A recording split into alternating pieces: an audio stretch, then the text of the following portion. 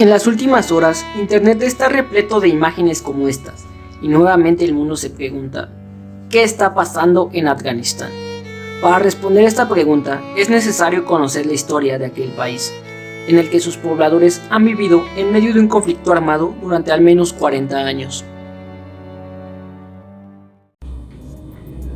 El día de hoy vamos a platicar de una situación bastante complicada y delicada.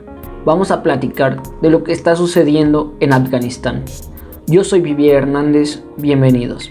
Ubicado en Asia, concretamente en la región de Oriente Medio. Limita con Pakistán al sur y al este, con Irán al oeste, y con Turkmenistán, Uzbekistán y Tayikistán al norte, y con China al noreste, a través del corredor de Wuhan.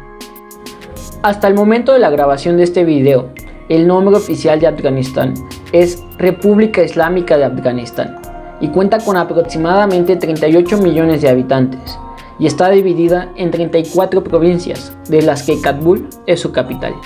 En los años 70, con la ayuda de la Unión Soviética, los afganos comunistas tomaron el poder. El único problema fue que trataron de implementar una ideología atea en una parte del mundo en la que la religión es una parte fundamental de la sociedad. Y con esto había muchos afganos que no estaban de acuerdo con el comunismo y la sociedad laica. Estos afganos eran partidarios de la teocracia, en la que el Islam y la Sharia dominaran todos los ámbitos de la vida en sociedad.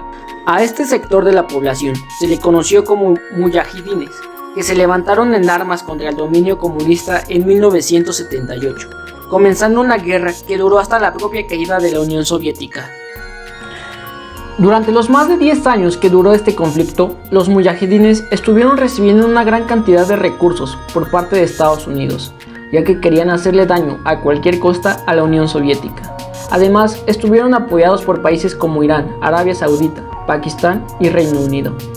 El Ejército Rojo, que estaba apoyando a los comunistas afganos, se retiró en 1989, y el gobierno comunista afgano continuó en la guerra hasta 1992.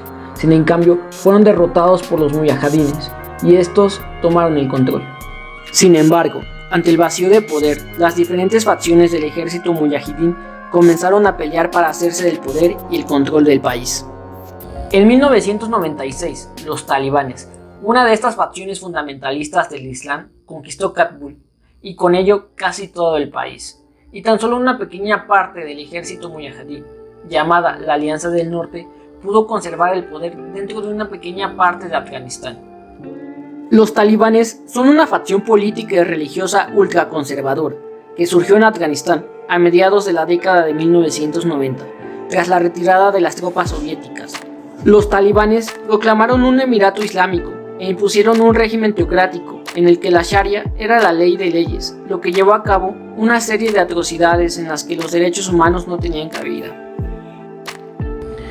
En ese entonces, los talibanes llevaron a cabo castigos apegados a su estricta interpretación de la ley islámica, tales como las ejecuciones públicas de asesinos y de personas consideradas como adúlteras, además de las amputaciones a los culpables de robo. Por otra parte, las mujeres no podían salir de sus casas sin compañía de un hombre y debían vestirse de la cabeza a los pies con un burka. Los talibanes dieron alojamiento al hombre más buscado del mundo en aquella época y a su organización. Laden estableció su cuartel general y campos de entrenamiento en Afganistán. Esto llevó a Estados Unidos y a Reino Unido a imponer sanciones al régimen talibán. Incluso se plantearon llevar a cabo acciones militares en el país afgano. Sin embargo, Estados Unidos no imaginó lo que estaría por ocurrir. El 11 de septiembre de 2001, Estados Unidos sufrió el mayor atentado en toda su historia, y automáticamente todas las miradas del mundo se centraron en Afganistán, donde supuestamente se escondían los actores intelectuales del atentado. Tras la negativa del régimen talibán de entregar a los responsables del atentado, el 7 de octubre de 2001, el gobierno de Estados Unidos inició sus operaciones militares en Afganistán. Estas operaciones tenían dos objetivos. Por un lado, eliminar a los responsables del ataque del 11 de septiembre y por el otro, derrocar al régimen talibán y establecer una democracia. La intervención estadounidense-británica tuvo éxito relativo, ya que con ayuda de la Alianza del Norte pudieron derrocar al régimen talibán en pocas semanas. Sin embargo, no encontraron rastro de los responsables del ataque del 11 de septiembre. Por un momento se pensó que Afganistán estaba listo para la paz y para la democracia. Por mandato de la ONU se formó la Fuerza Internacional de Asistencia para la Seguridad, integrada por 100.000 elementos de diferentes países. En 2004 se aprobó una nueva constitución y se llevaron a cabo las primeras elecciones democráticas en la historia de Afganistán. La ONU restableció los sistemas de salud y de educación. Sin embargo, la policía y el ejército afgano no eran suficientes para garantizar la seguridad de su país. Apenas podían mantener el control de la capital de Afganistán. En el resto de regiones, en donde no había fuerzas internacionales, el control lo ejercían señores de la guerra. Mientras tanto, los talibanes se encontraban rearmando y reorganizando con el único objetivo: recuperar el poder de Afganistán. En 2006, la OTAN tomó el mando de las operaciones internacionales en Afganistán, y sencillamente, mientras la OTAN estuviera ahí, los talibanes no podían hacer frente. Sin embargo, las tropas internacionales no tenían pensado quedarse ahí para siempre. Su misión era contener a los talibanes mientras formaban y armaban a la policía y al ejército afganistán. En 2013, la OTAN dejó la seguridad en manos de la policía afgana y solo se limitó a dar apoyo aéreo.